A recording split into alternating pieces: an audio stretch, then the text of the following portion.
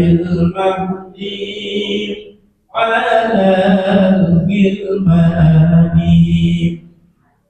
أعيده بالبيت للأركان حتى أراه باني والبنيان أعيده بالصبر سناني من حاسد مضطرب العينان أنت الذي سميت في القرآن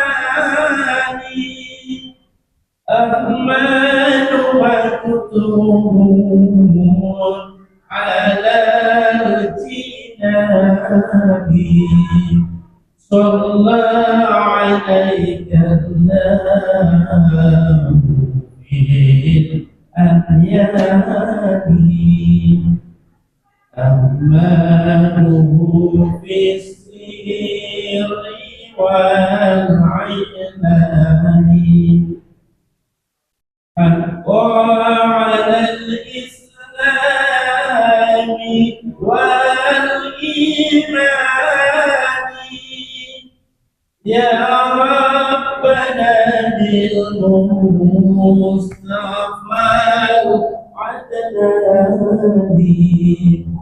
اغفر ذنوبي ثم أصل سلامي اغفر ذنوبي ثم أصل سلامي اللهم صل وسلم وبارك عليه وعلى آله.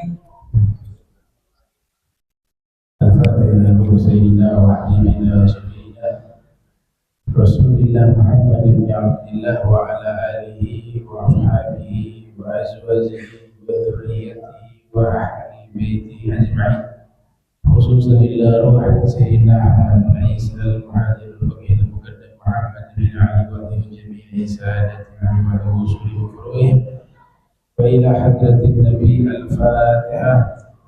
أعوذ بالله من الشيطان الرجيم. بسم الله الرحمن الرحيم.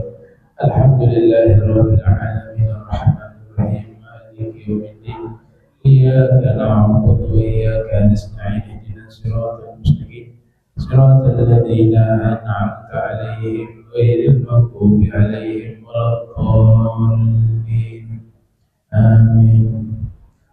السلام عليكم ورحمة الله وبركاته.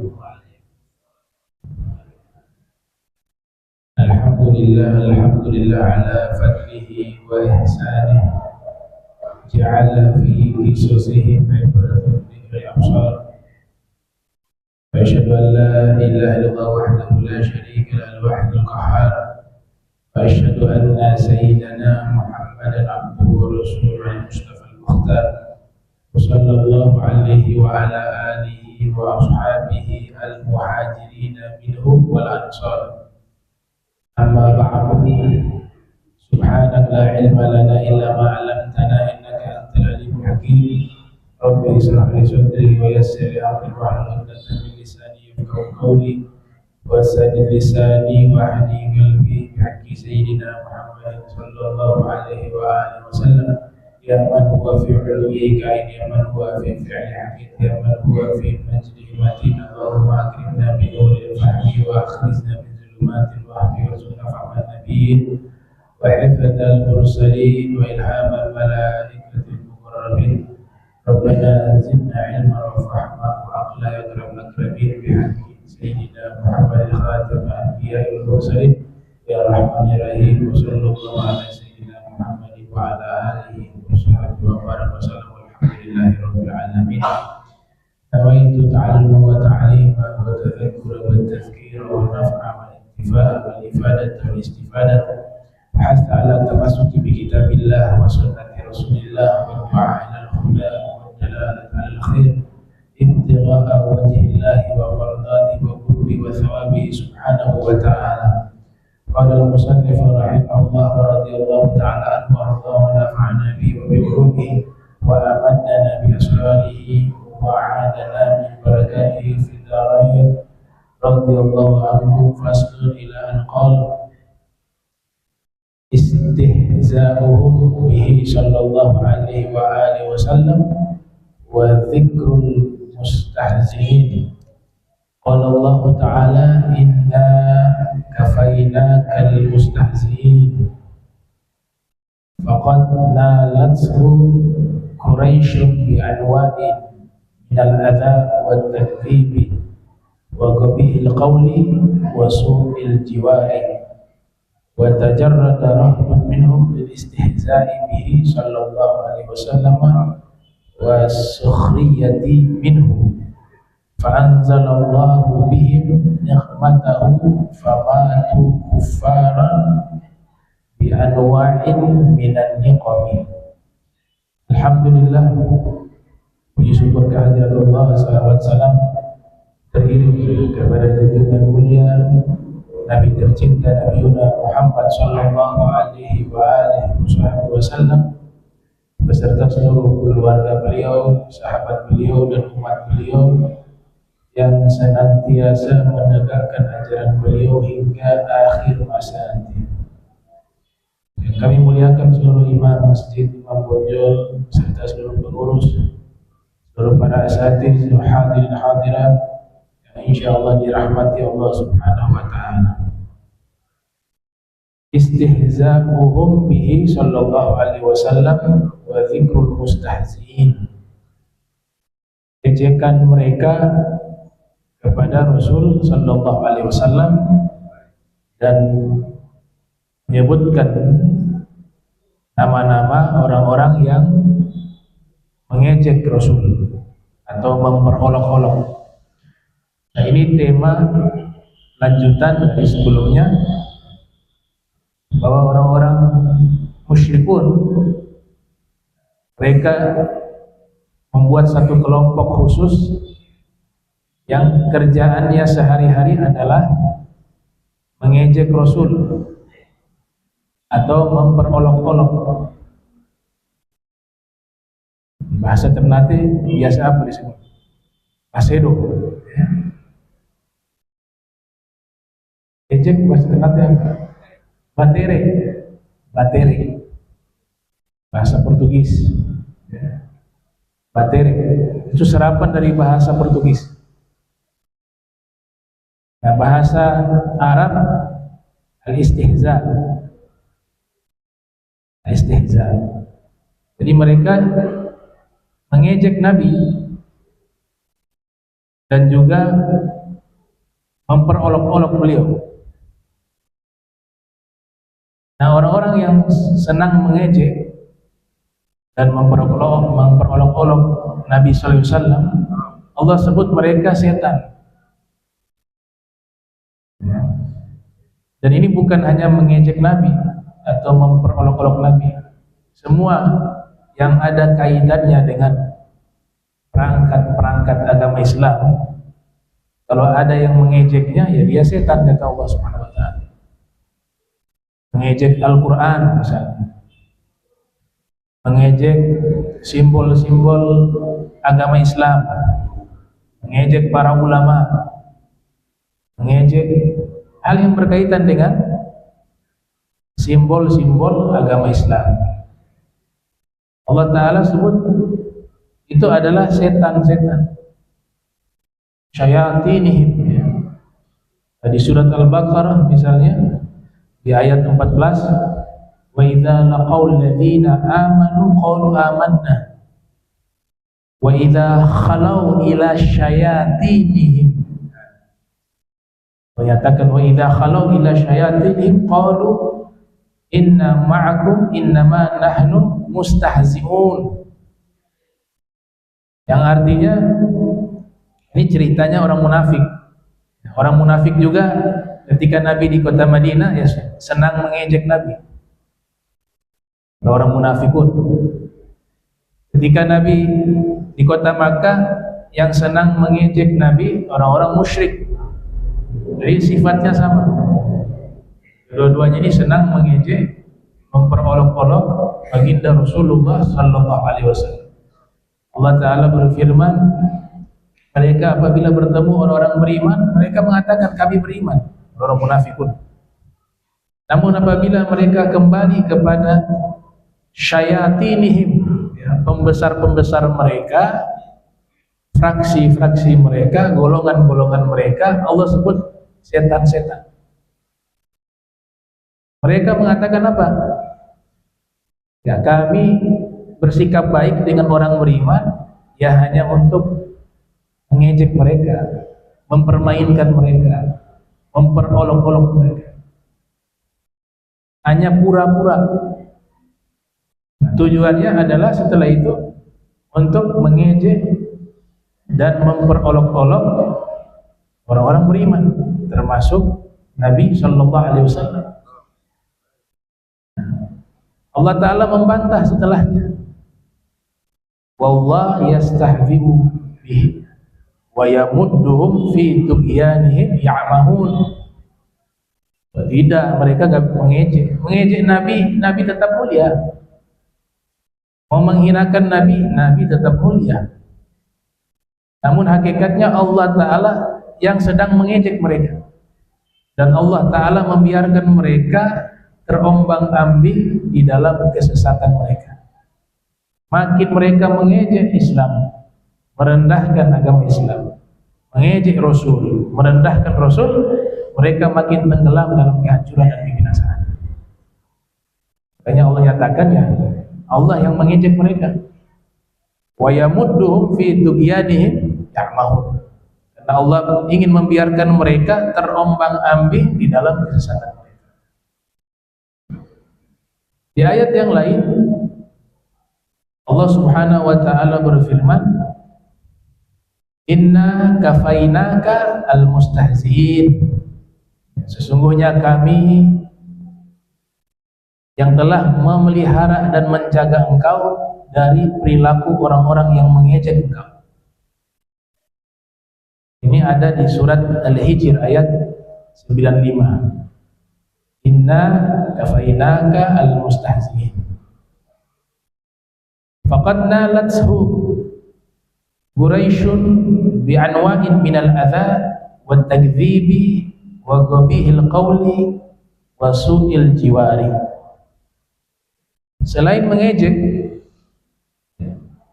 perbuatan orang-orang musyrik kafir Quraisy ini, mereka juga melakukan berbagai macam gangguan, terutama kepada Rasulullah sallallahu alaihi wasallam. Batakdzibi, dan mendustakan. Waghabihil qaul, buruknya ucapan. Wasu'il jiwar, dan buruknya perilaku. Ini dilakukan setiap saat. Nah, diantaranya adalah dengan bagian daripada menyakiti dan mengganggu adalah ejekan. Hukumnya haram mengejek. Bahkan ada di surat Al-Hujarat, Allah Subhanahu wa Ta'ala melarang, bahkan jauh dari sifat orang-orang beriman. Jadi orang yang suka mengejek orang lain, mengejek, menjelekkan orang-orang beriman yang lain, itu tanda bahwa orang itu orang-orang yang Allah sebut orang-orang zalim dan jauh daripada sifat-sifat orang beriman. Sekarang ini banyak nih, ya, konten kreator media sosial, sudah banyak itu qanawat, ya. Qanawat itu channel-channel yang kerjaannya setiap hari bertahun-tahun mengejek, merendahkan, memfitnah kaum muslimin,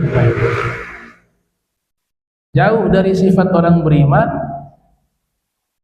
Dan ini Allah sebut kelompok yang semacam ini di surat Al-Hujarat termasuk orang-orang yang zalim. Ya ayyuhalladzina amanu la yaskhar qaumun. Janganlah satu kaum itu dia memperolok-olok kaum yang lain. Gimana ayatnya itu? Ya ayyuhalladzina la yas'al qaum an qaumin asa ay yakunu khaira minhum. Bisa jadi kaum yang diejek itu lebih baik dari mereka. Wala nisa'un min nisa'in. Begitu juga janganlah kelompok wanita mengejek kelompok wanita yang lain. Asa ay yakunna khaira minhun. Bisa jadi kelompok wanita yang diejek jauh lebih baik dari mereka. Wala talmizu anfusakum wala tanabathu bil alqab. Jangan kalian mencela diri kalian sendiri dan jangan memanggil orang lain dengan panggilan yang buruk, julukan-julukan yang buruk. Ya, karena julukan banyak itu. Julukan-julukan yang tidak baik disematkan ke saudaranya. Bi'sal ismul fusuq ba'dal iman. Seburuk-buruknya nama yang mengandung kefasikan, nama yang tidak baik jika disebutkan ba'dal iman, sesudah keimanan.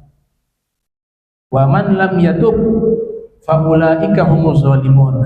Siapa yang tidak bertobat dari perbuatan tersebut, yaitu mengejek, memperolok-olok, merendahkan orang lain, Allah nyatakan apa? Mereka itulah orang-orang yang zalim. Jadi Allah nyatakan orang-orang yang suka mengejek orang lain, memperolok-olok orang lain, Allah sebutkan sebagai kelompok orang-orang yang zalim. Berbeda ya mengejek dengan bercanda. Bercanda itu dibolehkan dalam syariat. Bahasanya mizah. Al-Qadi Al-Imam Al-Mawardi yang wafat sekitar tahun 450 Hijriah menulis sebuah kitab berjudul Adabud Dunya Waddin. Kitab ini lumayan tebal, satu jilid tapi hampir 600 sampai 700 lebih halaman, tergantung percetakan. Di situ ada satu bab judulnya Mizahun Nabi. Mizahun Nabi sallallahu alaihi wasallam. Bab itu berjudul bercandanya Nabi. Beliau kumpulkan riwayat-riwayat di mana Nabi sallallahu alaihi wasallam di waktu tertentu, tidak setiap saat, di beberapa keadaan, di beberapa waktu beliau juga bercanda. Akan tetapi bercanda ini berbeda dengan mengejek. Sebab bercandanya Nabi yang pertama, candaan Nabi tidak ada kedustaan. Nabi jujur di segala aspek, termasuk di saat bercanda. Bercandanya Nabi tidak ada kedustaan, isinya kejujuran.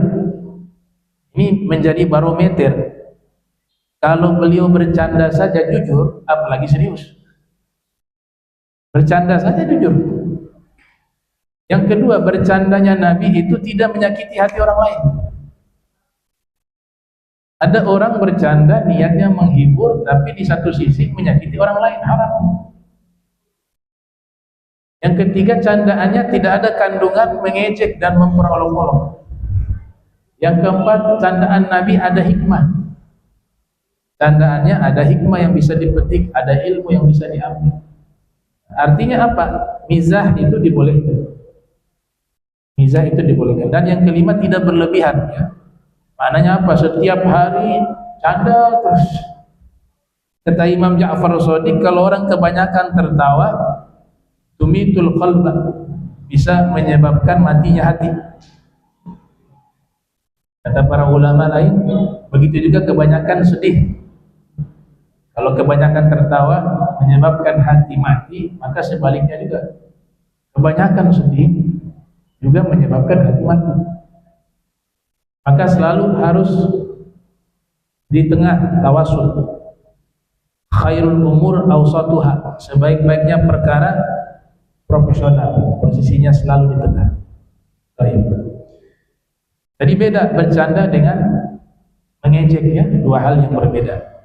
Al-mizah wal istihzah itu beda. Nah, di antara juga hal-hal yang disebutkan oleh para sejarawan, ada beberapa tokoh kafir Quraisy, di antaranya Abu Jahal. Dia ingin menjebak Nabi. Jadi berencana ingin mengejek Rasul. Dia kumpulkan beberapa tokoh untuk hadir. Kemudian dia sudah gali satu lubang. Rencananya lubang itu biasa Nabi lewat di jalan tersebut. Tujuannya apa? Agar Nabi terperosok masuk ke dalam lubang tersebut, sehingga mereka nanti mentertawakan Nabi SAW. Dengan tujuan tadi al-istihza, mengejek. Di tengah malam Abu Jahal menggali itu lubang. Dia sudah survei, Nabi biasa sering lewat di jalan tersebut. Digalilah itu lubang, ditutup dengan pelepah kurma di bagian atas, kemudian ditaruh pasir di atasnya. Jadi kalau lewat di situ pasti terperosok masuk ke dalam lubang. Besok harinya dia kumpulkan kawan-kawannya. Jadi memang sudah dibagi tugas. Kelompok ini tugasnya mengejek Nabi di Makkah. Sudah tua-tua suka ngejek. Gak pantas sekali ya. Berkumpul semua. Abu Jahal bilang, sebentar, itu Muhammad, bahasanya dia, akan terperosok di dalam lubang. Saya sudah buat ranjau agar dia terperosok dalam lubang. Tujuannya tadi apa? Istihza. Jika Nabi terperosok masuk ke dalam lubang tersebut, mereka mentertawakan Nabi SAW. Sudah siap mereka menanti. Ar-Rasul sallallahu alaihi wasallam benar lewat di jalan tersebut. Kata Abu Jahal, nah, sebentar lagi dia masuk. Dia pasti lewat di jalan itu. Subhanallah, Allah jaga Nabi. Waktu Nabi lewat, jalan di atas itu tidak terperosok masuk. Heran dia, kok bisa? Ini mukjizat ya. Allah Ta'ala senantiasa menjaga dan memelihara Nabi SAW. Banyak ayat di dalam Al-Quran menyebut. Di surat Jin misalnya, illa man irtada min rasul fa innahu yasluku min baini yadayhi wa min khalfihi rasada.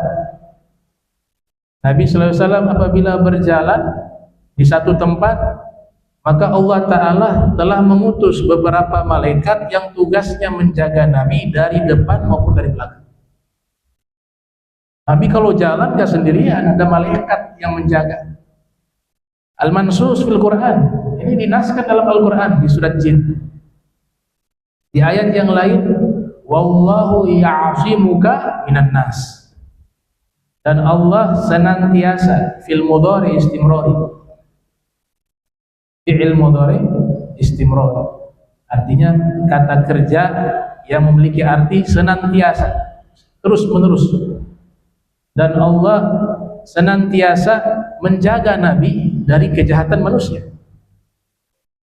Abu Jahal bingung, Nabi lewat tidak terperosok. Kata kawan-kawannya Abu Jahal, mana? Itu dia jalan aman saja. Kata Abu Jahal, enggak, saya sudah gali semalam di sini. Abu Jahal jalan ke sana, Nabi sudah pergi. Injak terperosok masuk ke dalam lubang. Akhirnya kawan-kawannya mentertawakan Abu Jahal. Itu namanya ihana. Dalam kajian keilmuan disebut ihana. Allah ingin menghinakan musuhnya Rasul SAW. Ihana. Jadi ihana ini juga kaitan dengan khawariqul adah, ya, hal-hal yang luar biasa tapi tujuannya menghinakan. Ada nabi palsu, Musailam al-Kadzdzab, ketika mengaku sebagai nabi, datang beberapa orang mengatakan, kalau kamu nabi, tunjukkan dong mukjizat, karena semua para nabi diberikan mukjizat. Kata Musailam al-Kadzdzab, mukjizatnya Muhammad apa saja? Utusan-utusan orang ini mengatakan, di antaranya kami pernah menyaksikan mukjizatnya Nabi Muhammad SAW. Beliau datangi satu sumur. Sumurnya ada di Ji'aronah, ya, tempat miqat. Di tempat yang namanya Ji'aronah atau Ju'ronah, tempat miqat. Di situ ada sumur. Sumur ini sudah tidak digunakan karena kotor. airnya juga sedikit.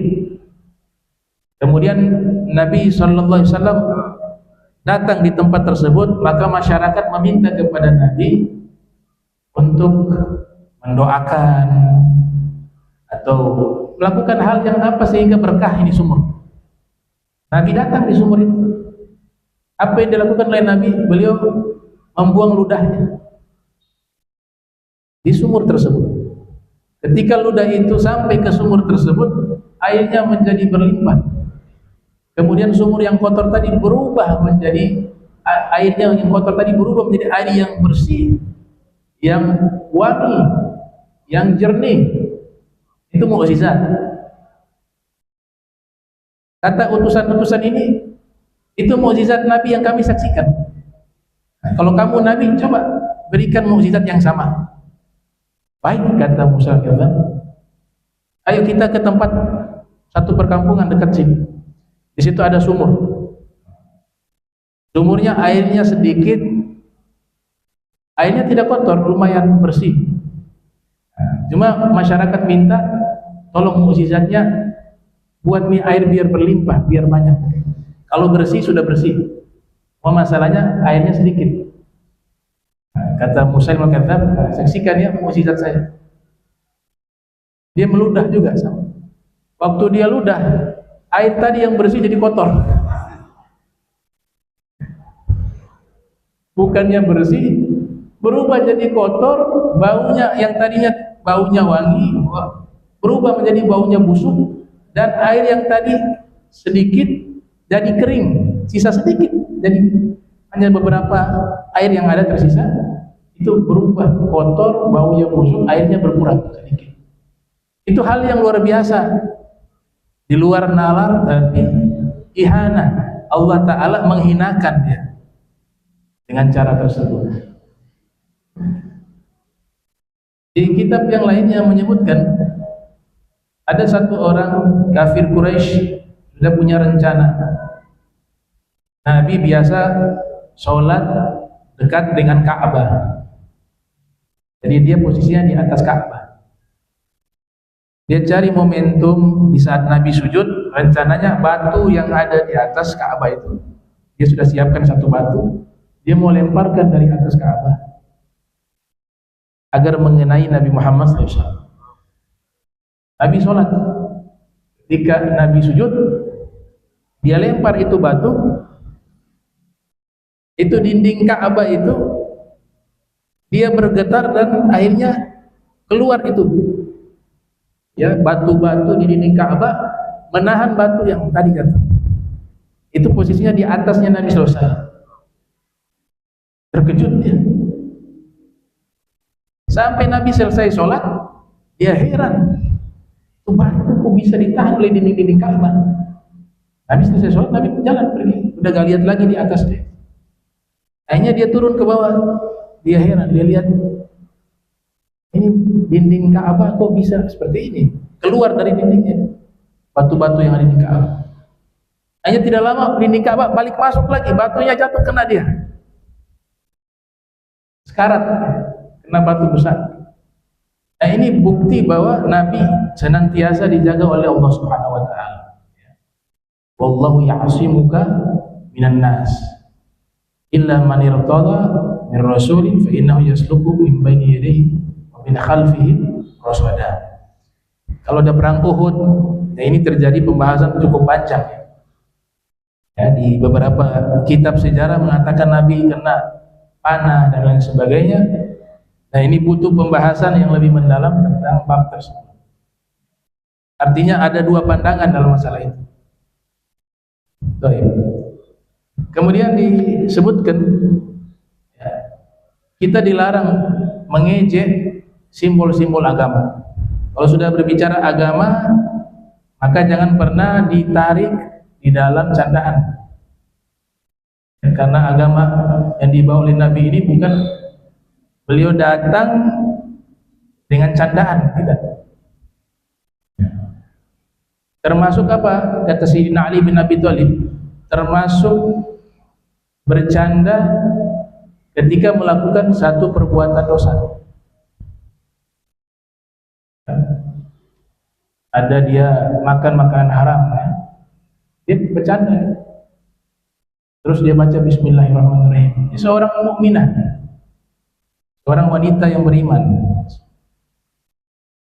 Nah, kata Imam Ali bin Abi Thalib, bapak-bapak sekalian, bahwa dosanya memperolok-olok dan mengejek itu jauh lebih besar daripada dosa memakan babinya.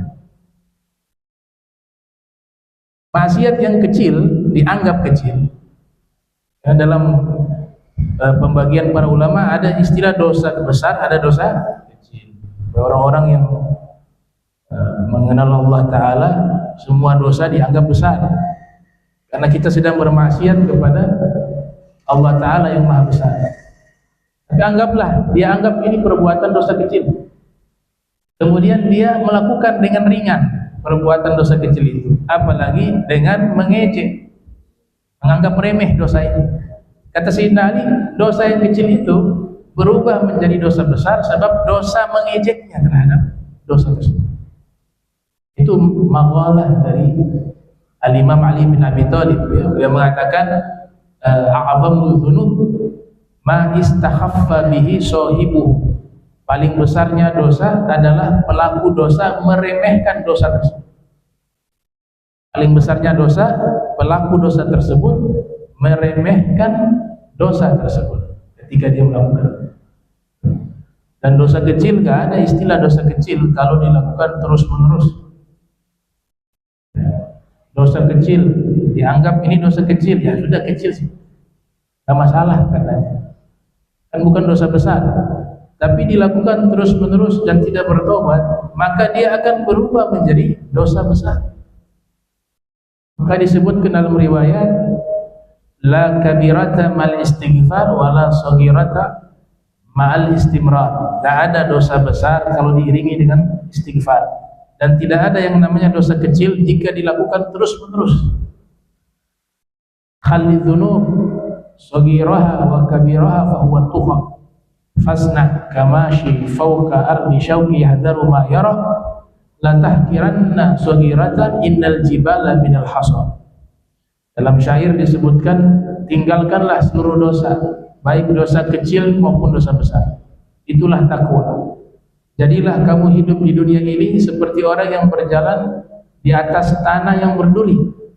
Dia selalu waspada dan berhati-hati. Jangan remehkan dosa yang kecil.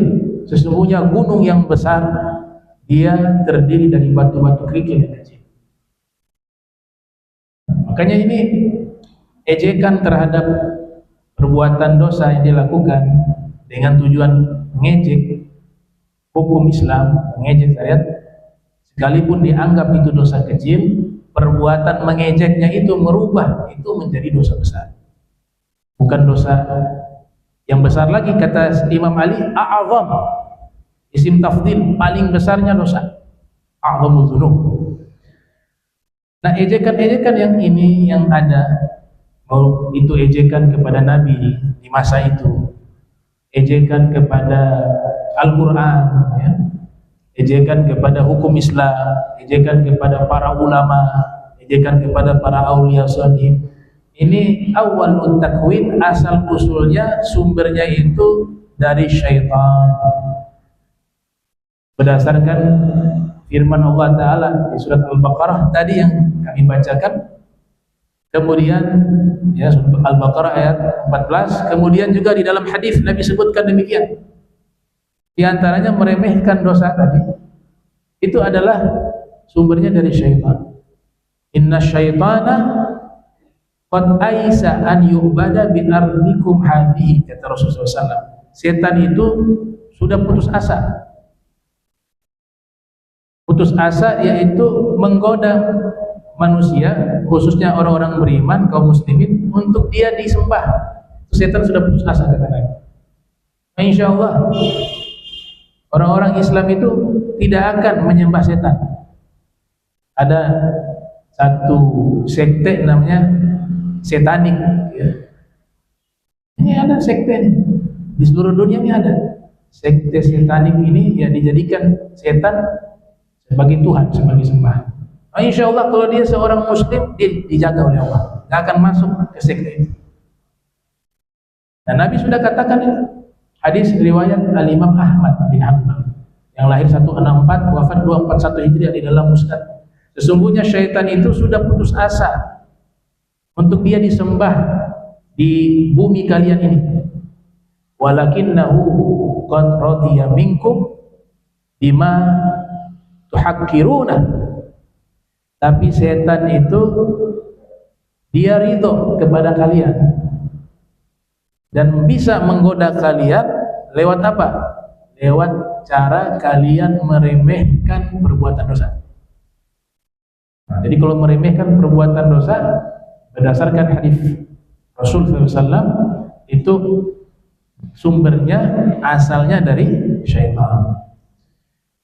Jadi Nabi mengalami hal itu ya, gangguan demi gangguan, ejekan demi ejekan dari orang-orang kafir Quraisy.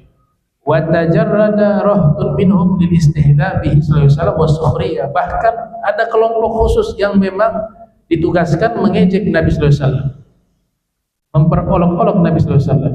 Fa anzalallahu bihim nikmatah famatu kuffara bi anwa'in minan niqam. Maka Allah taala menurunkan kepada mereka nikmah. Nikmah itu sanksi atau azab. Ya. Ada ni'mah, ada nikmah. Nah, dalam Sirah Nabawiyah Ibn Hisham diriwayatkan dari sahabat Sayyidina Abdullah bin Mas'ud radhiyallahu anhu mengatakan an-nu'as fil ghazwah ni'mah wan nu'as fis sholati nikmah. Beda. Cara bacanya sama. Mengantuk, kata Sayyidina Abdullah bin Mas'ud, mengantuk di saat berperang, mengantuk di saat akan berperang, itu nikmat dari Allah. Itu sahabat-sahabat Nabi bersama Nabi sallallahu alaihi wasallam, Ahlul Bait, ketika terjadi perang Badar tahun 2 Hijriah, sebelum pecahnya perang, mereka Allah Ta'ala berikan bisa tidur enak. Padahal ini sebentar lagi mau perang. Itu nikmat besar dalam keadaan situasi peperangan menjelang perang, masih bisa tidur enak. Sebaliknya musuh gak bisa tidur habis perang. Ya. Akhirnya kata sejarawan, di antara keberhasilan kaum muslimin walaupun jumlahnya waktu itu hanya 313 menghadapi musuh yang jumlahnya 1000 orang, tapi kaum muslimin menang. Salah satu faktornya adalah kondisi stamina musuh waktu itu menurun karena begadang, gak bisa tidur. Itu berhari-hari gak bisa tidur, tapi kaum muslimin tiap hari tidurnya enak. Secara hukum normal, orang ketika dalam situasi tegang itu akan mempengaruhi tidurnya. Tidurnya pasti tidak nyenyak. Tapi kok bisa seluruh sahabat termasuk Nabi, Ahlul Bait yang ada semuanya tidur dengan nikmat. Sehingga waktu ketika pecahnya perang dalam kondisi yang staminanya prima, musuh begadang, udah berhari-hari gak tidur, ya gimana tuh? Kekurangan darah, ya lihat satu orang jadi 5, kekurangan darah. Tapi kaum muslimin kuat, staminanya fit. Kenapa? Tidurnya enak. Itulah yang dimaksud oleh Sayyidina Abdullah bin Mas'ud. An-nu'as fil ghazwah ni'mah. Ya, tidur nyenyak di saat akan berperang atau menjelang peperangan adalah satu nikmat. Sebaliknya, mengantuk di saat sholat azan, habis sholat tidur, menguapnya dari rakaat pertama sampai rakaat keempat. Posisinya menguap itu dari dia berdiri, ruku, sujud. Kata Sayyidina Abdullah Mas'ud, ini azan, nikmat. Itu bedanya ni'mah wa nikmah. Ada satu makalah mengatakan ni'amul ilahi 'alal ibadi katsiratun wa ajalluhunna najabatul auladi. Nikmat dari Allah itu kepada hamba-hambanya sangat banyak, dan di antara nikmat yang paling terbaik yaitu kecerdasan anak-anak. Jadi orang tua yang punya anak cerdas itu termasuk nikmatnya sangat mulia, nikmat yang sangat berharga. Nah di sini musannif menyebutkan karena sebab mereka yang suka mengejek Nabi, gak ada satu dari mereka masuk Islam. Coba cari orang-orang kafir Quraisy yang ketika Nabi menyampaikan agama Islam di awal-awal, beberapa dari mereka itu nanti disebut nama-namanya, tokoh-tokohnya, kelompok yang secara khusus setiap hari mengejek Nabi, memperolok-olok Nabi. Semua dari mereka tidak ada yang memeluk agama Islam, semuanya mati dalam keadaan kafir. Sebagai apa? Hukuman. Karena pernah menyakiti hati Rasul. Makanya dosa yang besar itu diantaranya menyakiti hati Nabi Muhammad SAW.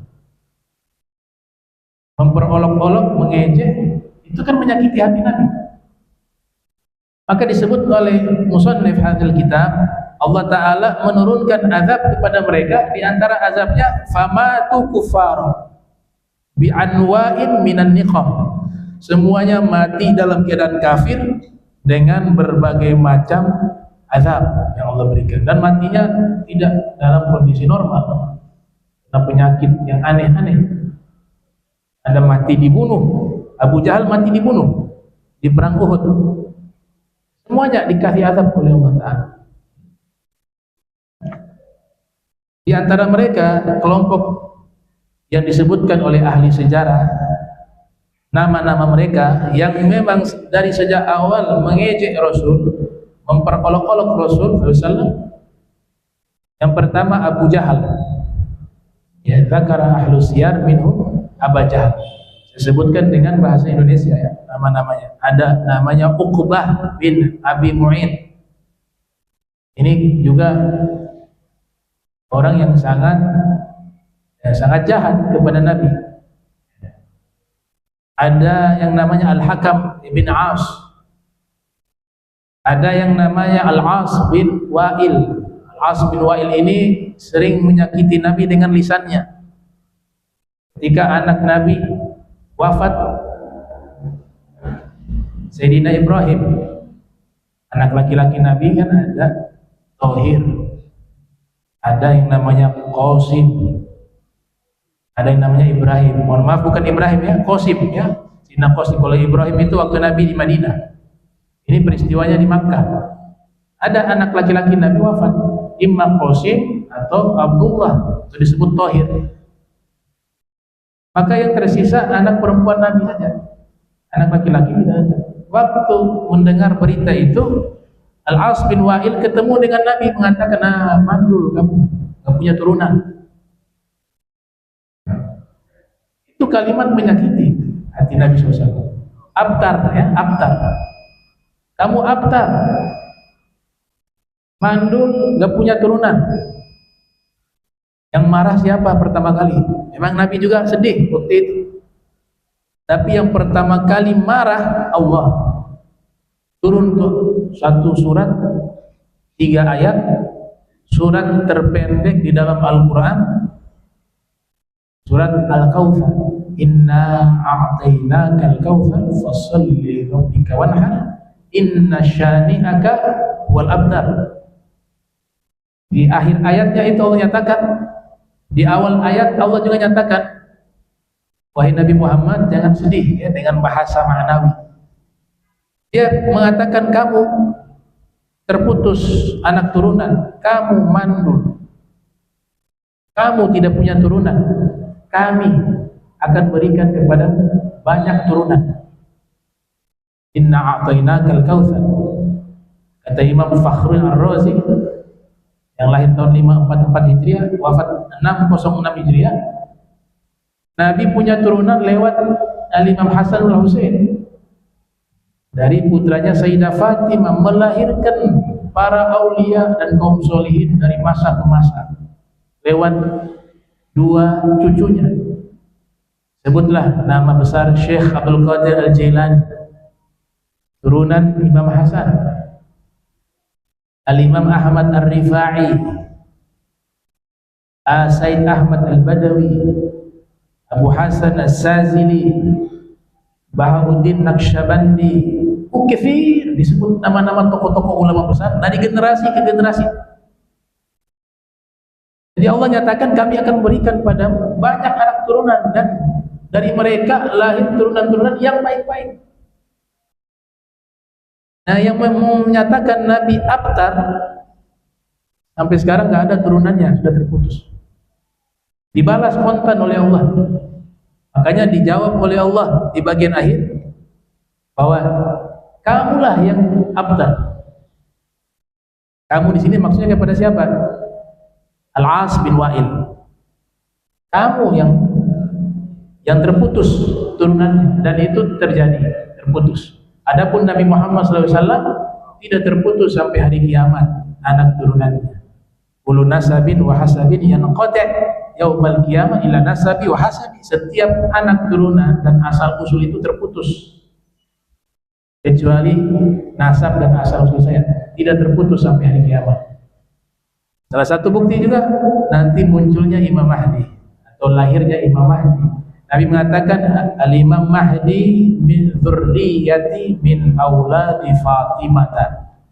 Imam Mahdi itu anak turunanku. Dia terlahir daripada anak turunannya Sayyidah Fatimah. Jadi Bani Umayyah juga ingin menggenosida anak turunan Nabi.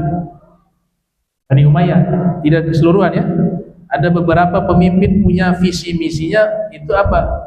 Genosid, membunuh habis semua ahlul bait. Imam Ar-Razi mengatakan apa?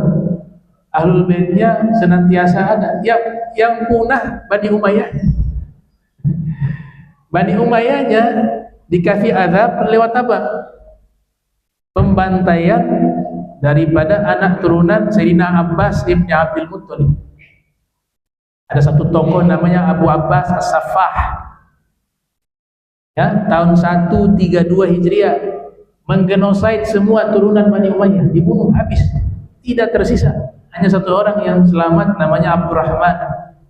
Nanti dia hijrah ke Spanyol, Andalus. Disitulah dibangun khilafah Islamiyah Bani Umayyah II. Tapi setelah masa itu turunannya habis. Jadi sekarang turunan Bani Umayyah sudah gak ada. Padahal rencananya ingin menggenosid, menghabiskan anak turunan Rasulullah SAW. Tapi Allah Ta'ala punya rencana, Allah Ta'ala punya penjagaan. Justru musuh ini dimusnahkan, turunannya tidak ada. Nah, sebaliknya anak turunan Nabi Muhammad SAW tetap eksis sampai hari kiamat. Betul yang Nabi katakan, setiap nasab dan sebab terputus di hari kiamat kecuali nasab dan sebab. Ini bukti. Kemudian ada juga tokoh di sini Al-Walid bin Mughirah. Ada juga Al-Aswad bin Muttalib Al-Asadi. Ada Aswad bin Abdi Yaguth Az-Zuhri. Ada An-Nadhr bin Harith Al-Abdari bin Bani Abiddar. Nah, nama-nama ini, daftar nama ini, mereka lah kelompok-kelompok yang secara khusus tugasnya itu mengejek dan memperolok-olok Nabi Sallallahu Alaihi Wasallam, dan semuanya meninggal dalam keadaan tidak beriman. Matu kufaro, mati dalam keadaan kafir. Baik. Nah, kelompok ini juga disebut di dalam Al-Quran sebagai apa? Fraksi setan, kelompok setan. Tadi saya katakan dari awal, orang-orang yang ketika hidup ini memusuhi agama Islam, merendahkan agama Islam, melecehkan agama Islam, mengejek agama Islam, hakikatnya itu fraksi setan. Al-Imam As-Sawi menyebut di dalam tafsirnya ketika menafsirkan surat Fatir ayat 6, inna syaitana lakum adu fattakhidhuhu aduwa innama yad'u hizbah liyakunu min ashabis sa'ir. Sesungguhnya syaitan itu adalah musuh kalian, maka jadikanlah syaitan itu musuh. Dan dia hanya mengajak orang-orang ini, orang-orang musyrikin, kata Imam As-Sawi, ke dalam fraksinya, hizbah, fraksi, partai, kelompoknya, disebut hizbah. Tujuannya apa? liyakunu min ashabis sa'ir, agar mereka ini semuanya termasuk orang-orang yang menghuni neraka sa'ir. Tadi saya sebutkan semua daftar nama yang mengejek Nabi, yang memperolok-olok Nabi, semuanya meninggal dalam keadaan kafir, tidak beriman. Liyakunu min ashabis sa'ir, agar mereka dijadikan kelompok ashabus sa'ir. Dan mereka juga bukan hanya mengejek Nabi, Al-Quran pun diejek. Bukan hanya Rasul. Dibilang Al-Quran ini buku yang isinya mantra. Di surat Al-Baqarah Allah Ta'ala berfirman, "Dzalika bi anna Allah nazzala al-kitaba bil haqq wa innal ladzina ikhtalafu fil kitabi lafi shiqaqin ba'id."